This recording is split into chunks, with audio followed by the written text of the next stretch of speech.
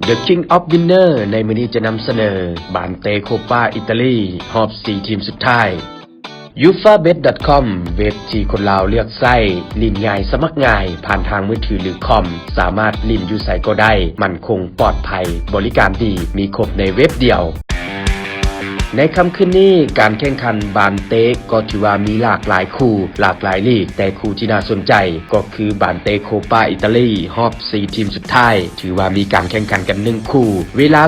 2:45 นาทีอินเตอร์มิลานจะเปิดบ้านต้อนรับการมายามของนาโปลีปัจจุบันอินเตอร์มิลานถือว่าสร้างผลงานได้อย่างโดดเด่นจากการเข้ามาคุมทีมของอันโตนิโอคอนเต้และสามารถพาทีมอินเตอร์มิลานขึ้นไปเป็นอันดับที่1ของตารางของการโซซิลาอิตาลีมีคะแนนเท่ากับยูเวนตุสแต่ว่าประตูได้เสียดีกว่าและนัดล่าสุดก็สามารถเอาชนะเอซิมิลานคู่แข่งหัวเมืองมาได้4ประตูต่อ2จึงเป็นผลงานที่ดีในฤดูกาลนี้ของทีมอินเตอร์มิลานส่วนนาโปลีในฤดูกาลนี้ผลงานในลีกบ่ค่อยดีปานใดหลังจากการอำลาทีมของครูฝึกอัลเชโลติและเฮ็ดให้ปัจจุบันนาโปลีอยู่อันดับที่11ของตารางนัดล่าสุดนาโปลีถือว่าเสียคาบ้านให้กับเลเซ่2ประตูต่อ3และในค่ำคืนนี้เวลา